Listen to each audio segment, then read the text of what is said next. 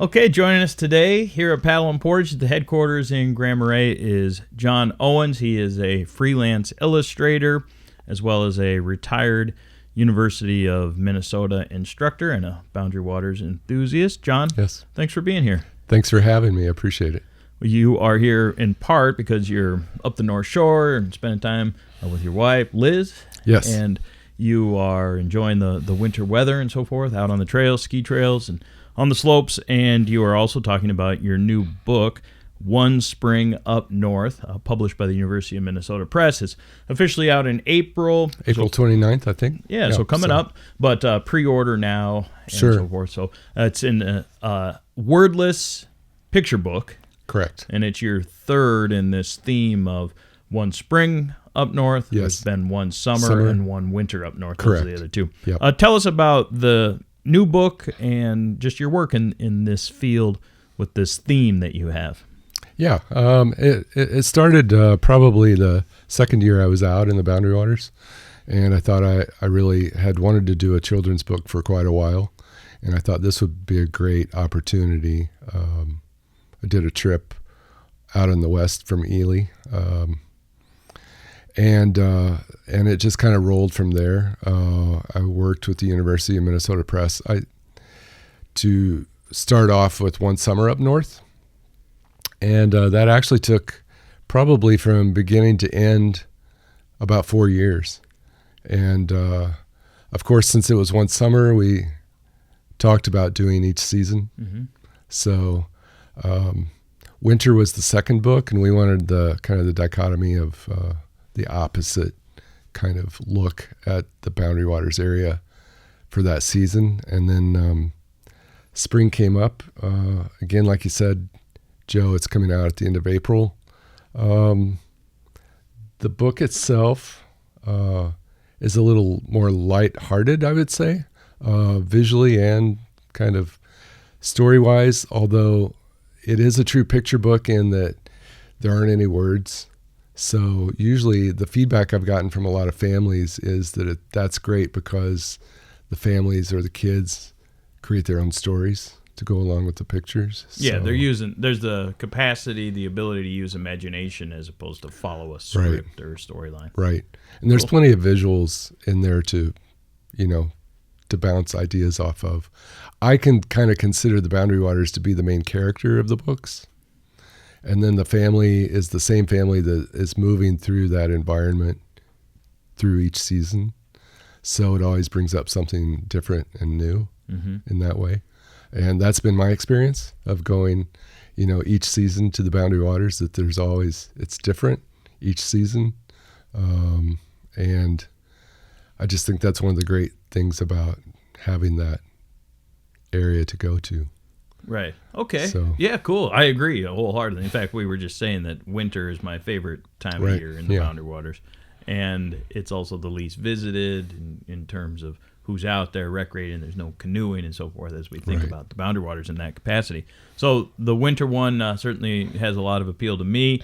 And you've been coming to the Boundary Waters for about a decade, approximately in that time frame, and you live in the Twin Cities area, is that right? Yes. So this first trip that you made to the Boundary Waters, I know a little bit about it. I know for sure, and what I think many of our viewers and listeners are going to find interesting is that you took that first overnight trip to the BWCA with Cliff Jacobson, iconic Boundary Waters storyteller, writer, paddler, traveler.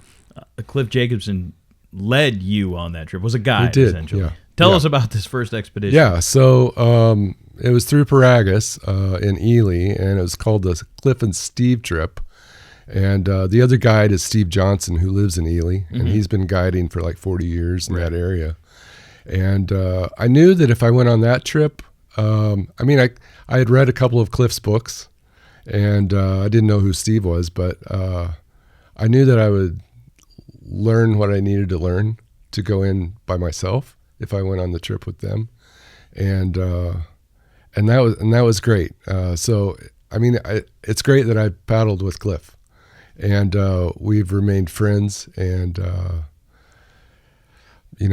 I keep in touch with him once in a while. I see him at events and things like that, and both of those guides on that trip, it allowed me to understand what the Boundary Waters is all about and getting their kind of philosophy of the use of the land and how to paddle, how to cook. I had done a lot of camping previously, but I hadn't done a lot of paddling. And so that was all really new to me. And it was great to get their input on that first trip. And in fact, the trip after that, the following summer, it was just Steve Johnson and I that went. And I just said I wanted to do a big exploratory route. And we covered about 60 miles, I think, on that trip. And went up Moose River North, up into Lac La Croix, up to Curtin Falls, and then back over to Gibeonkut, I think is the name of it, or Oyster, somewhere in there, in that area. Sure. Just did a big loop. And that was the trip that really I got the idea for doing a book. So interesting. Yeah. And so this first trip that you do where Cliff is on there and Steve, how many other people are on that? There were 5 other people. Well, it was 9 people total for the group. So those 2 guides and then 7 of us. And is Cliff telling you what to do from start to finish in terms of don't do this, do it this way? I think of Cliff's things like with the tarp inside the tent. Right. You always put the tarp inside the tent, That's never right. on the bottom. Yeah. Food storage stuff. You don't hang it. Yeah. Bears climb trees. All these things that Cliff has taught about for years and years. Yeah, exactly. All of that was in there and more. And the dynamic of the group, people were always having questions. And so that brought up even a lot more information than we kind of associate with Cliff's, the plastic inside the tent and stuff like that. So, but he was very good about showing paddling technique and, using a knife, cooking. Those guys both covered about all of it. But since Cliff was there, he kind of took the reins in doing the teaching part. And so that was great because we could ask him anything. And then once in a while, we would all switch partners once in a while in the canoes. So you'd get a chance to paddle with Cliff or, some other people. But that was nice too. So if he saw you doing something, he would gently say, give you some instruction and never harsh or anything, just hey, you might want to try this kind of thing. And so that was really helpful to me, having not been a paddler. Yeah, so, cool. I mean, it's just that experience with those 2 guys, and especially Cliff, and after reading his books, it's just invaluable. I haven't been able to paddle with him since, but I'd always be up for it. So. Right on. All right. Well, I mean, this is Cliff's kind of winding down part of his career with the legacy of the Boundary Waters paddling. For example, Canoe-Copia this year, March 7th through the 9th in Madison, is Cliff's last time at least being a presenter there, sort of being involved with the expo. And this was about 10 years ago that you were paddling with him. Yeah. So he wasn't, a spring chicken like back even then when you were with them. And for people who know Cliff, that he can be, he's pretty firm and like, this is the way you do it. So I'm just wondering how that went for you as somebody who maybe wanted to stray from the teachings in some capacity, if you did, and how that went. I didn't know enough to even bother with that, especially the paddling technique. That was all new to me, so that was great. As far as the tents, I had been camping since I was in my late teens, early 20s in there. And I think I'd probably put the plastic outside the tent a few times. Right. So that was new to me, although it seemed reasonable. So I actually tried it on that trip. And no, I didn't really have any... everything pretty much that he was teaching us or just talking about, I just felt like I was kind of absorbing because it was pretty much new to me, being in the Boundary Waters and being paddling. So yeah, it was great. Cool. Yeah. I love being around Cliff and just listening to the stories and kind of just letting him take me on a journey, even though we're at a table in a restaurant or on the phone or over Zoom. He's just a gifted storyteller with so much experience. We appreciate Cliff a lot. We'll be featuring him on the podcast, Paddle and Portage, coming up at Canoe-Copia. So another person affiliated with Paddle and Portage, Bear Paulson. Yep. I think he taught you a course about paddling before you did this overnight with. Yeah, right. When I first moved to Minneapolis, Bear was teaching a course out at REI on canoeing the Boundary Waters, and it was like maybe a couple hour course, and then the next day you went canoeing on a couple of lakes in that area near Bloomington. Mm-hmm. So it was interesting because I had this tall guy with long ponytail, was teaching the class, and it's like, yeah, he's cool. And then, I went for quite a few years before I actually went to the Boundary Waters. So I jumped into that the first year I was here, but then, life happens, and I didn't. That was 2000. And I didn't get into the Boundary Waters till 2014, just for like a half-day trip. So I'd seen Bear at some of like Midwest Mountaineering Expo, and he had done some classes with them, so I had set in on those kind of classes. So I was getting knowledge by reading Cliff's books and talking to Bear and things like that. And then I finally made it. So it just took a while. Sure. Well, that's all right. We all get to the Boundary Waters on our own accord and trajectory. But when we get there, for a lot of people, it's a life-changing place, or it's a place that we feel very connected to and return to and so forth. And it sounds certainly like that's the case for you and with the books and just your own trips. I mean, you're also still getting up here and paddling and doing these things, right? Yep. I've got another trip planned this summer. And then one of the people I met on that first trip with Cliff and Steve, I'm still really good friends with. He lives in California. He's coming out this fall, and we're going to do a fall trip together. So I've got a summer trip planned and a fall trip planned. And excellent. Last year I did, I think, a spring trip. And it's been a few years since I did a winter trip, but so I'm looking forward to it. Mm-hmm. So when you find a connection to a place, and for our purposes, we're talking about the Boundary Waters, what is it about the canoe country that struck you, that brings you back, that makes you want to make these books, this art, share this art with the world, and return to it? What is it about this place that does that for you? I guess it's, for me, part of it is it's new to me. I grew up in Missouri, so there are a lot of creeks and rivers there, but a lot of the lakes are man-made. So the whole experience of going from lake to lake and portaging between lakes, just as far as a physical activity and getting out in the outdoors, really calls to me. You paddle a while, you portage in a while, and get out and hike, and then you paddle a while. But the lakes themselves are all kind of new to me in that area. Just being out in the wilderness itself, I think for me has always been something that it's kind of like church, kind of just being out and being in nature seems like you're in the real world and not something that's made up, and that really calls to me too. Mm-hmm. I love the scenery, and the history of the Boundary Waters and people that have worked hard to make it what it is, and what it's been like throughout history.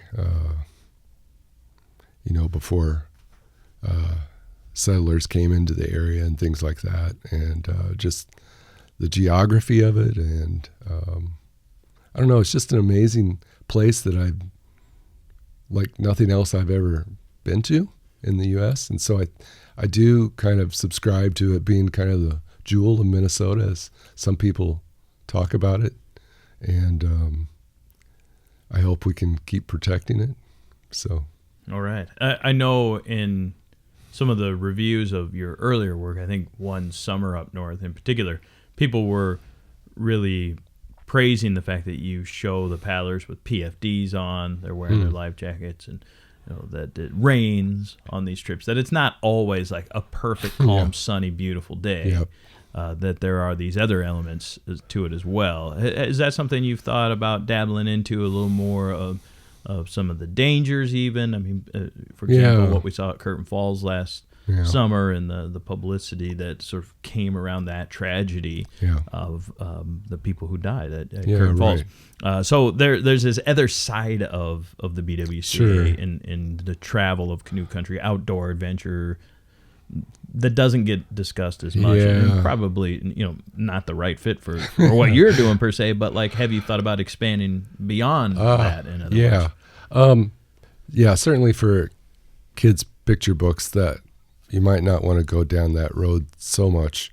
It's not that I necessarily want to avoid it, but I just don't feel like there's so much to talk about the Boundary Waters, and you just can't get everything in there. And I think that's maybe where it helps with doing each season, because the Boundary Waters changes each season, and so you can have different experiences that way. As far as expanding maybe those storylines, that's not really in my wheelhouse, I don't think, or something I'm pondering at the moment.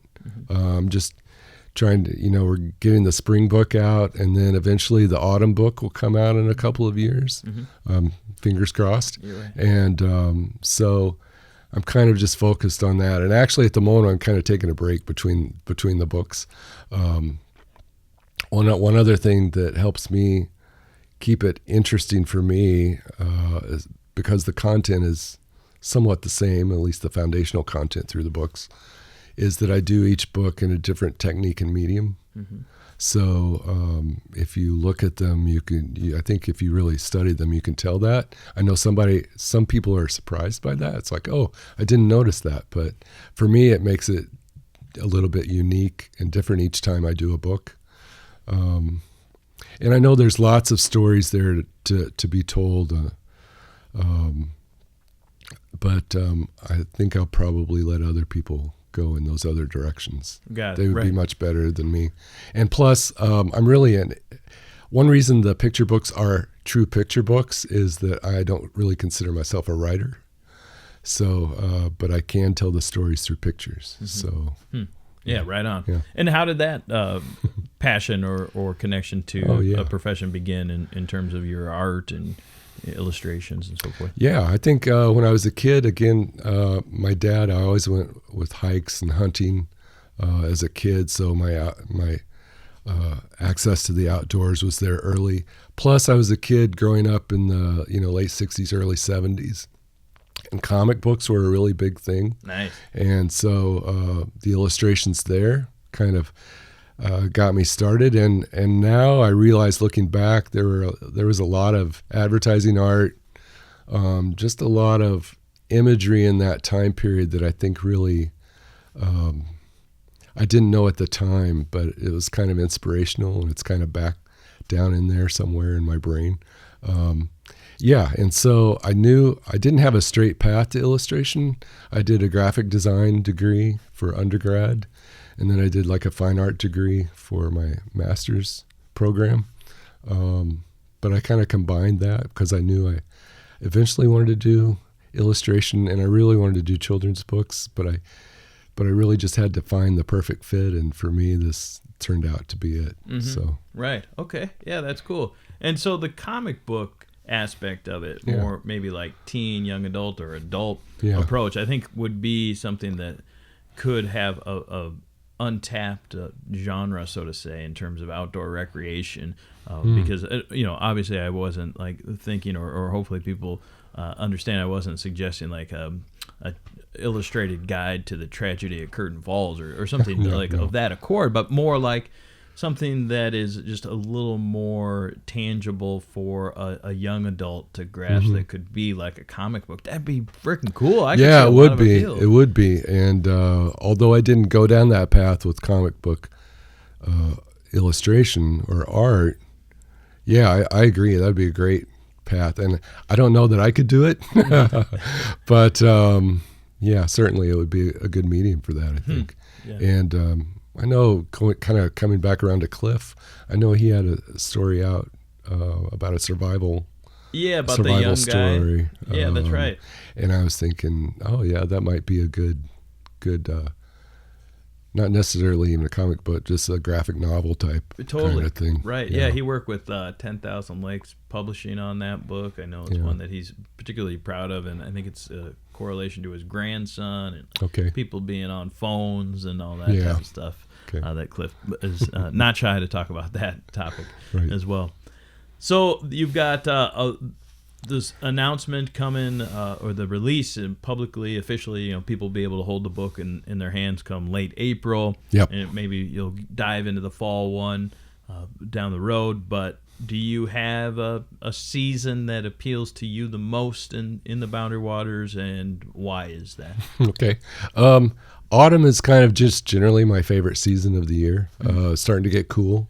And at least used to be getting cool. And I think it's kind of the sweet spot between summer and winter, although I really love winter too, just the quietness of it.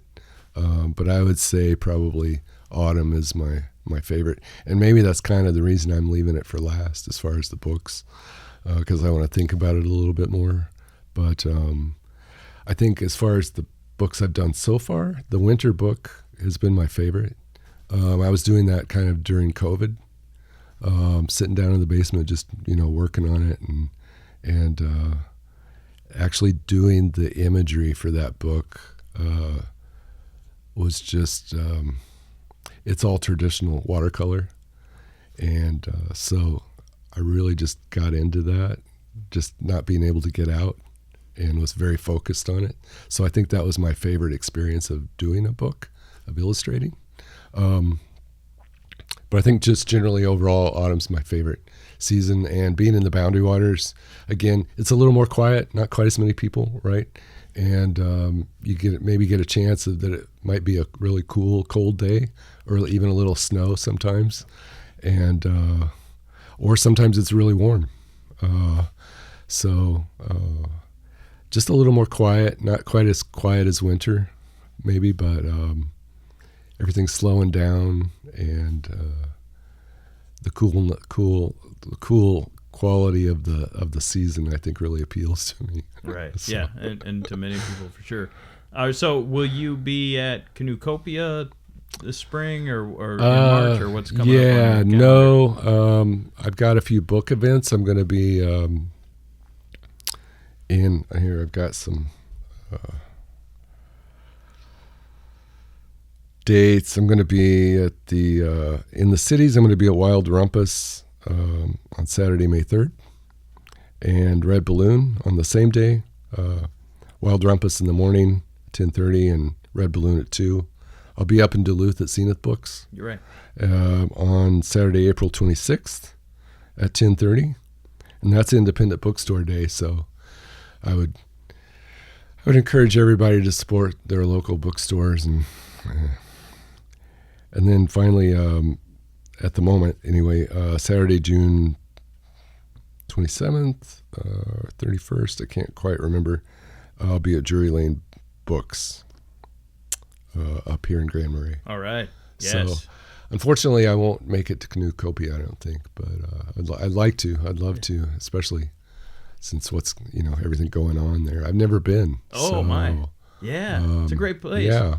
I mean, there's so many different things for paddlers. There's hikers, there's the presenters, and then there's just sort of camaraderie around the whole thing. Yeah, yeah. The evenings of people like Cliff and Bear and all these people from all over North America hanging out together and talking paddling, but so much more too. So, who knows? Maybe I'll be able to show up. Yeah. We'll see. But, no plans at the moment. So. Okay. Good deal. But, well, I'm glad we were able to connect. Thanks so much for stopping by the office here in Grand Marais, and we'll share some links so people can check out the book, pre-order, as well as just learn a little bit more about you as well. So the new book that's coming out, One Spring Up North, late April. Yep. You can pre-order it now. University of Minnesota Press is the publisher of the book.